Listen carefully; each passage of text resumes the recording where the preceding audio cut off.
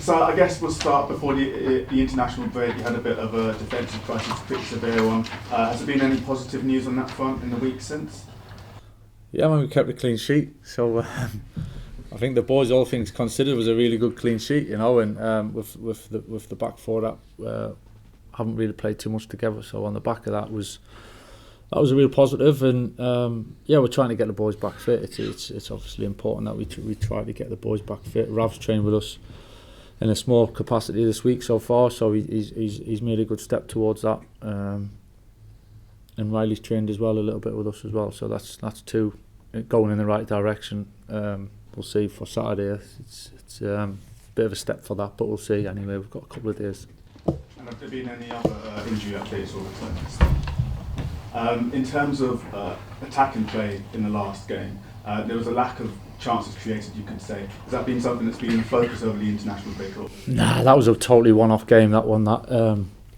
We knew it was going to be tough. The way they play, the way the stadium is, the way the pitch was, it was very difficult to pass the ball on. So it was one-off game. We're not. I said it after the game. I'm not overly critical of the players at all for that. I think we knew we had to defend at times the way they play, and with the back four we had. Maybe later on in the game we could have nicked it, we could have scored, but that was one game, and we'll move on. And in a reverse fixture against Oxford, looking forward to this weekend, you scored 6 goals for the first time in 60 years. Would a similar kind of statement be welcome given recent inconsistencies, or is a win enough given the playoff chase? You can never turn down 6 goals, so can you? Listen, we're not getting carried away. That was a good day for us. I think we played well and created chances, scored goals. There's no way we're taking anything from that going into this game and taking anything for granted at all. But surely, as the season progresses and you get to the stage, all the points are important and wins are important, and you can never get ahead of yourself. So we'll stay in the present and we'll stay in the moment. And we know we've got to do certain things to give us a chance of winning. So that's what we're trying to concentrate on. And finally, for me, looking towards Oxford again, what do you make of them as an opponent? Yeah, listen, they've got a really good manager. Gary's been he's been around the league. He knows the league and what it takes to put teams together.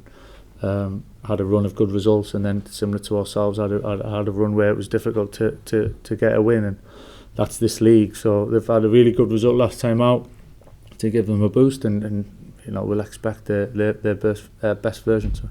Appreciate it, Michael. Thank you. Sure. Mike, obviously, know what's ahead now. We hit huge games, trying to get into that top 6. With the little break coming as it did, only a few players away. How did you kind of use the 2 weeks? Yeah, like most international weeks, really, you try to get the balance right. Some boys need time off, sometimes need a bit of time off, sometimes a little bit of less training, sometimes others need to catch up on a bit of fitness. So especially this time, with being the last one before the running, I think it's the last chance to really have that flexibility and that choice, if you like.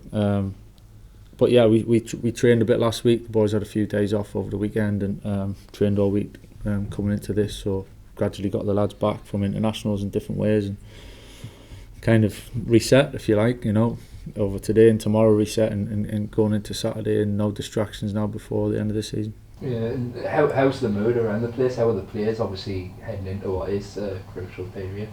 Yeah, the boys are good. I think they're good. It's a good place. There's a good feeling amongst them. I think it's noisy, which is a good sign, and there's noise and a good energy around the place, which, to be honest, most of the time there is. They've been fantastic, the boys, in that respect. Excited, I think you work all season and you work through your career to put yourself in places where you get opportunities to achieve something. We're a step closer, if you like, because it's the last chapter of the season, so that's all in front of us, and the boys are positive and looking forward to it. Yeah, and when you're speaking to the players, when you're having your team meetings, etc., what is your message to them, heading into the run-in? There's a lot of messages that get spoke about, but pretty much that. I think we've worked all season. We've had some things that we've had to overcome, and in terms of changes of the centre back partnership and the amount of times we had to do that, and the back four and goalkeepers, and different injuries or whatever at certain times, runs of form. So you go through all that through a season and try and put yourself in a position where you got a chance towards the end, and then it's all about what happens at the end of the season over the last 8, 6, 4, 2 games, and that's where we are now. So without getting ahead of it, we're not at the end yet. I think there's plenty of work to do, and I think it's important we stay focused on what's one game at a time, and it's vital. It's the worst answer I can possibly give you, I'm sure, but one game at a time is crucial at this stage to keep your mind on the job. Yeah, I know you touched on injuries there, rather than Riley being able to join back in training. Are any of the other lads close to getting to that point where they're training? George is a little bit closer. So maybe sometime next week for George, which is another positive in going in the right direction. He'd be a little bit behind that. Yeah, and the lads who have come back from playing for the countries, did they all come back okay? A few knocks and niggles and twists here and there, so we'll see. We're hopeful everyone will be alright, but we're still kind of managing that at the moment. Just lastly from me, Kelechi Iheanacho obviously arrived in January. He had a difficult first half to the season, and I know you mentioned that that moment at Stoke when there was the goal and he was on the bench, and he, perhaps on the pitch hasn't been able to make as big an impact as he maybe would have liked, but I noticed during the break, presumably when they had the days off, he was doing a bit of private training by himself and what looked to be trying to really get himself in shape. I mean, is that an example of a player who, what you're probably seeing here, is desperate to make the most of the time he does have here? Yeah, I mean that's what it takes. That's what it takes now. I think Cal's definitely a big part of the group and an important part of that in terms of his experience and his character and his personality, the way and his quality and the way he trains and goes about his business. He's a good example to that. And yeah, I think for Cal's taking games and getting really up to 100% in terms of sharpness and fitness, and that's fine. He'll have a big impact for us between now and the end of the season, I'm sure, and in terms of the extra training and looking after himself, and that's part of it. That shows the mentality really, and the attitude, and the bits maybe people don't really see. It's International Week and everyone switches off and has a holiday, and then we'll come back later on. It's never really the case, and probably seeing something like that you can see these days that you never used to see, lads working and doing extra, then it's kind of part of the profession, and credit to the boys, they work well, so I can't fault them on that. Yeah, and you mentioned now obviously what he's done previously in his career, and what you're seeing in training. Do you believe 8 games ago he can still have a big impact? I think anyone can throughout the group. As I say, it's this stage, we've seen it before. You get to a point in the season and you get to a point in certain games, and moments can be big at times, and sometimes at this stage it can turn out to be bigger moments. So it'd be wrong of me to single anyone. I think everyone can have an impact and will have an impact in between now and the 8 games that we've got to go. What's Dale's problem, Michael? It was his calf. Yeah. Nothing like a recurrence of what he's had previously, or is this? No, he has had bits of calf issues over time, but he probably maybe a couple of weeks away maybe, so it's not a serious one. It's just unfortunate it came at this time. And the lads who are further away, Sol, Alex, Dara, any of those likely to be fit before the end of the season? Potentially. Yeah, I mean Alex is the longest one out of that, obviously. Sol's doing really well actually, but he's right at the end of the season if anything. But he's doing well, and he's back on the grass in a real small capacity, which is great.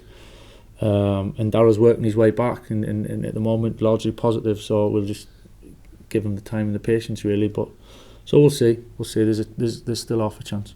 Hayden will have obviously enjoyed the break. I'd imagine his first goal on Monday night. It's just another string to his bow, really, isn't it? Yeah, it's a nice step for him to take, and I think it's what he's capable of. It's kind of a classic Hayden goal, really, and pressing high up the pitch, regaining it, and it was a really good finish. So he's done that a few times for us this season, and been dangerous with that. I think he's maybe just the natural progression, and really I think he's taken really big strides this season in many ways. The way he's handled himself, the way he's grown, he's matured. You can see that on and off the pitch, and it just keeps moving in the right direction. But yeah, I'm really happy the way he's going. I think he's in a good place, and it's obviously scoring for your country. You know, it only makes that even better. I was going to say, you've obviously given him the captaincy on a regular basis this season, which shows in itself that he can handle the responsibility that brings, especially with it being his hometown club. Yeah, he certainly can, and I like the fact that he's not really changed as well with it. You know, he's not.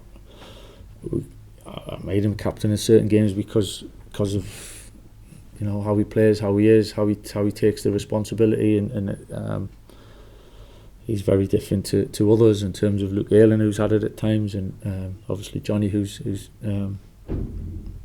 captain, and they're all different, and they've got their own way. But I think it's more the way he plays the game, and he never really gets phased. You know, you don't really know if, in a real good way, you never really know if it's going so well or maybe not going so well. He just carries on playing, and I think that's a real strength of his, to belief in himself.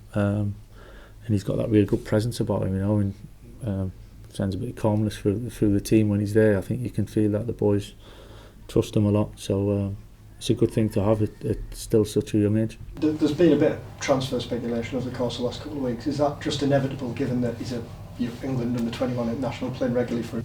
Yeah, it's understandable. I think that comes with the territory of playing for this country at that age group.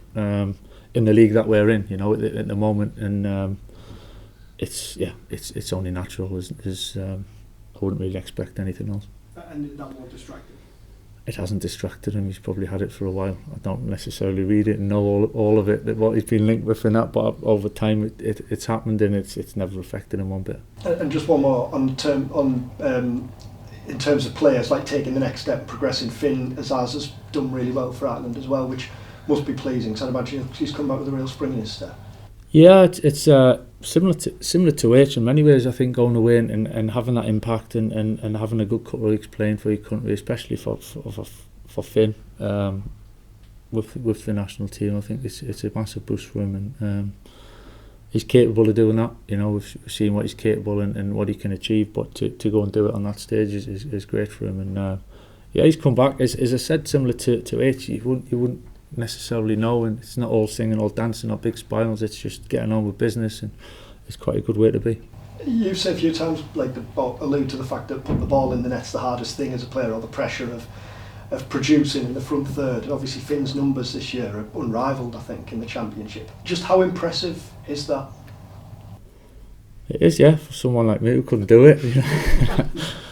No, of course it is. I think it's the variety to his playing, and he's played different roles across the front line as well. At times he's playing off the left, he's played through the middle, and the fact he can find a pass, he can find that little bit of magic, he can find that moment to finish.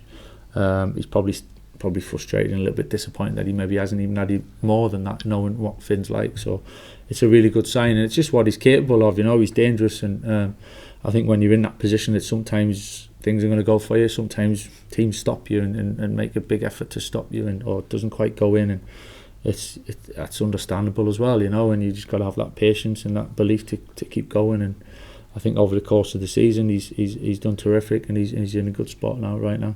And what's it like behind the scenes? 'Cause I remember being at the event a few weeks ago, and the lads, one of them said that he was the surprise package at the Christmas party, I think, when he got his dancing shoes on. I wasn't invited, so I don't know.